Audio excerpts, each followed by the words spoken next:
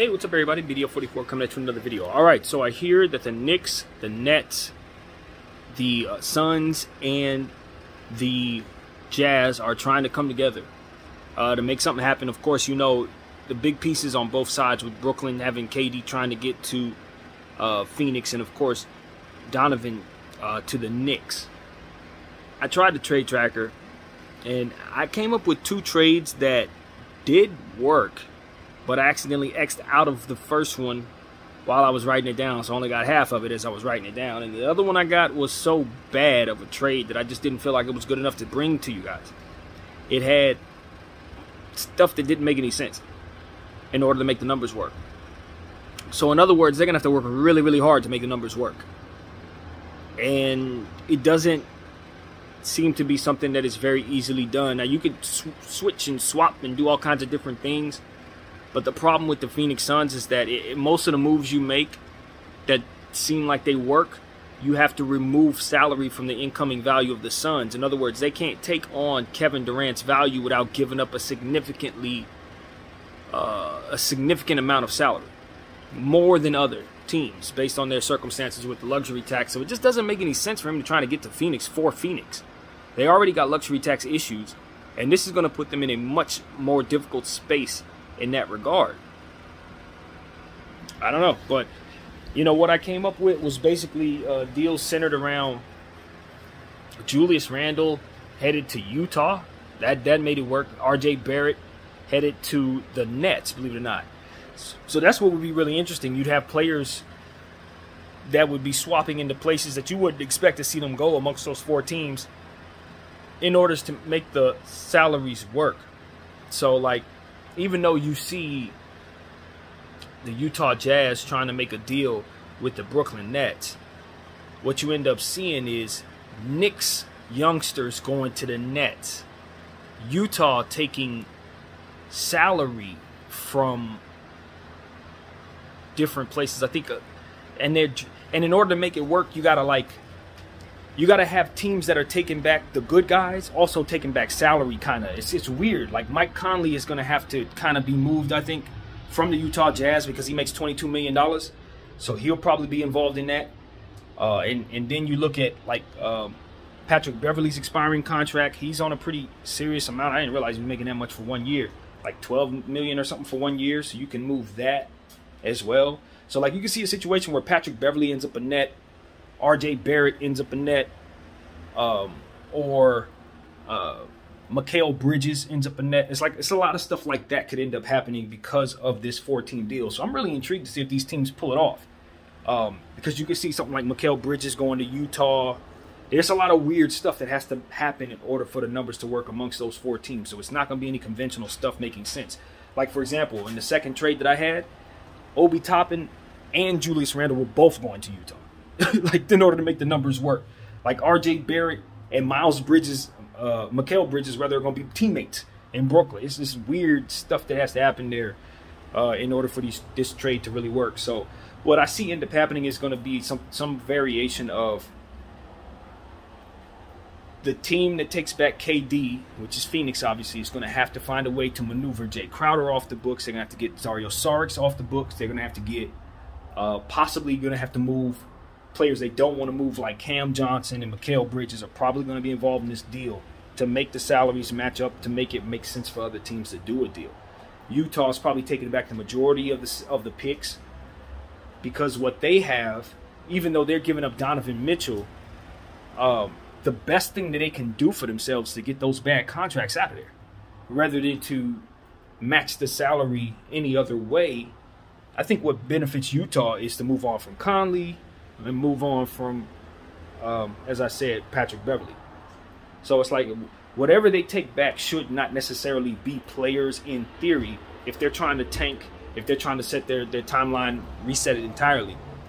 They don't need to do anything that's otherwise going to bring them players that are just going to take away from that. Now, the thing about it is Quentin Grimes is a desirable piece for them. As I said, Obi Toppin's probably a desirable piece for them, but these are inexpensive pieces. They don't match in salary. They're just enticing. So what that ends up meaning is, in order to match the salary, Utah's probably going to take back Evan Fournier. You know what I mean? Or because Phoenix can't. That's what ends up happening with that situation. Even though you want Phoenix to take back all your garbage, in order to make the trade work, they can't take salary. So it's like, how the hell do we do this?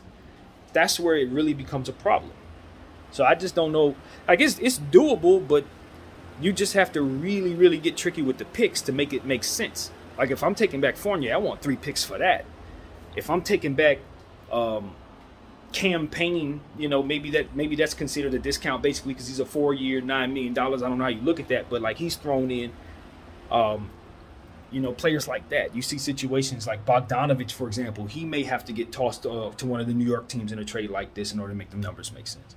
So it's just a lot of different things that are going to happen that's going to shake these teams up. And I'm not sure when I look at the rosters, it makes sense for what it is they're trying to do. If Utah is trying to rebuild, taking back Julius Randle's 4-year, $26 million a year contract or whatever it is not going to help them. But in order to make the salaries match, they have to do that. Malik Beasley's another player that I can see on the move to either Brooklyn, New York, or Phoenix in this situation. More likely one of the New York spots. To make the numbers work. So you got a good idea of what it is. And then you got to look at the Knicks and say, what kids are you giving up? Because the Knicks have a lot of stuff. They got the 7 picks. They got Grimes. They got Quickly. They got Toppin. You know, they have a lot of different things. Barrett. All of these different pieces can be used and divvied up to the Knicks, to the Nets, or to the Jazz, or to the Phoenix Suns. Again, Phoenix definitely not. But will likely be Jazz or Knicks or Nets or whatever. So, yeah, that situation is looking interesting. I hope that a deal can get done because I would love to see all these players moved around. Just in general, I'm intrigued by Malik Beasley, for example, landing in Brooklyn with Ben Simmons. I like that. Any type of shooting surrounding with Ben Simmons is interesting. I'm not certain Ben Simmons won't be involved in a deal like this. I didn't try his numbers to make it match, but I'm pretty sure if they threw his numbers in, you could probably shake some things up quite a bit. Maybe sending him to Utah. Didn't try it, but when you consider they're giving up KD, for me as a GM, the thing that I'm looking to do is relieve myself of more salary. Once I release a player like Kevin Durant into the Wild, I don't want to win now. I want all the draft compensation and young players that's going to reset my timeline. And I just think that's the only way to operate in this situation. I don't think wanting anything else makes any sense to me. I truly don't. I think you trying to win now and letting KD walk out the door instead, in his stead, bringing in a bunch of role-playing guys and telling yourself you're about to be a win-now team is a lie. You're just lying to yourself, you're lying to your fans, and ultimately you're going to lose because of it. But if you reset your timeline, you can put yourself in a position to get the next Victor, to get the next Giannis, to get, you know, and that's the only way. That's the only way for the Knicks, for the Nets, in my opinion, to go forward. Anything else is just them not doing right by their ownership and their fans. I truly, truly believe that. Or they can just try to run it back with everybody else and pray to God nobody sits out, which I don't think is a good plan at all, as I've mentioned a million times. So, yeah, this is a better plan in my opinion. I think the Nets should try to see if they can swing a deal to try to land. If I'm the Nets, what I'm trying to swing to get out of this deal, if I'm giving up KD, and it's tricky because I know the Utah Jazz have certain wants as well, and if we're going to do this, it has to be them getting back desirable compensation, which is why if I'm the Brooklyn Nets, I would prefer to not be involved in this particular trade because it ain't enough young players in them 4 teams is worth having for me. You know what I mean? And I don't really want draft compensation as much. I don't prefer it. Now, I think Utah does prefer it, but I think Utah also wants young players, which makes it really tricky. And you notice Danny Ainge, so he's going to run a hard bargain and make sure he wins at the end. So I personally don't want to do any business with Utah unless it's something small. A big deal with Utah means you're going to be giving up the world and you're getting fleeced and everybody's going to know it. So that's kind of why I'm like, are they sure they want to do this with Danny? Because honestly, because to be completely honest with you, he's making moves to reset his timeline completely, to set the Utah Jazz up with a completely clean slate. So he is going to fleece you and fleece you hard for Donovan Mitchell. Just like he fleeced the Timberwolves for Rudy Gobert, he's going to be even worse with Donovan. He doesn't care about busting up the market. He was the one who did it. So this is why we need to very much keep an eye on the Utah Jazz because they truly are the antagonists of this entire situation. And with that being said, I don't think that it's entirely too crazy to see them keep Donovan Mitchell and try to bring something to him instead of getting involved in a deal like this where they're taking back lesser stuff that may not even lead to being in the best draft situation, especially if they're trading for Julius Randle and Evan Fournier and all kinds of junk that they're going to have to stretch to get rid of or hold on to and can't win with. So that's just how I feel about those players. You can't win with those contracts. I like Juju, but at $47 million or whatever it is his price is, you just can't build around him. There's no way you're building an NBA champion around that contract, in my humble opinion. Now, if you cut that thing in half, yeah, you can do some good things with Juju, but him at that price is just not going to do enough for you. So Utah can take that back and ruin their entire situation because that's a 4-year deal. Me personally, I'm letting the Knicks sit on that. They're going to sit on that until he retires, until he gets at least down to 2 more years. They're going to have to sit on that. So it means they're not going to probably want to part with R.J. Barrett. If they got any sense, they're not. So they're going to have to center this thing around Evan Fournier, in my opinion. They're gonna probably try to center it around Evan Fournier if they have any choice. As to which, if I'm Danny Ainge, I'm saying no, no. Put R.J. Barrett back on the table. Put Obi Toppin back on the table. Put Quentin Grimes. He's automatically a throw-in since Utah loves him so much, it seems. And I want those picks that I said I wanted because I'm not driving no low bargain. Like I said, the man wants 6 picks for Donovan Mitchell. I haven't heard a single soul that thinks it's a good idea except for him. But nevertheless, that's the price tag. So if you're the Brooklyn Nets, your price tag is just as high for Kevin Durant. It ain't enough young talent and picks amongst them 4 teams to make it make any sense, y'all. It's just not. If they are going to do a deal like this, I got a bad feeling Brooklyn's going to be the ones on the short end, with the short end of the stick in regards to it. They're going to take back something that's going to be inflated for what it is. That's what I expect. Yeah, they're taking it back Malik Beasley and Evan Fournier or something ridiculous and then a bunch of picks. And I don't think that's going to work for Sean Marks and those guys over there in Brooklyn. So, unless there's something I didn't see on the trade tracker, I don't effectively think you can move Kevin Durant and Donovan Mitchell in this particular trade amongst those 4 teams. You're going to need to enter, you're going to have to involve other teams, even more teams, to make sure everybody's happy. Which I don't know if it's possible. Now, I don't remember hearing about no 5-6 trades, although I'm sure you could split trades in half. I remember hearing about trades that involved other trades later on that made up for other things that didn't happen in trades previous. I've heard of that kind of stuff. Maybe you can do something like that, but the level of complexity that this particular 4-team situation provides, it's frustrating to even look at. So I would not necessarily want to try to be the guy that makes this thing happen. Not those 4 teams. Now, if you throw in Russell Westbrook's $44 million contract with the Los Angeles Lakers and send Kyrie Irving back to us, I'm pretty sure, I'm pretty certain that deal looks a lot easier to make because that $44 million is easier to encompass different ways of making things work. For example, now, because of that, in theory, you may be able to send us Evan Fournier. We can absorb that based on what we were able to do with the $44 million contract on the books. Now, granted, Genie don't want to absorb that. But what I'm saying is, if you involve us, there are more possibilities with that contract than you see with those 4 teams. So, I know everybody hates the Lakers. I know everybody's on a mission to try to pry that 29th pick from us. And I know we're on a mission to make them all feel bad about trying to. And I just think that that's a situation that's going nowhere very fast for all teams involved. It's the end of July and nobody knows who they are because of this little tug of war. So hopefully these teams can get their heads out of their backsides and respect the fact that this market is not going to change unless somebody makes a move. It's going to stay like this until someone does something. So I'm not going to look at Danny Ainge and come down on the price. That's screaming at a wall. But what I will say is the New York Knicks,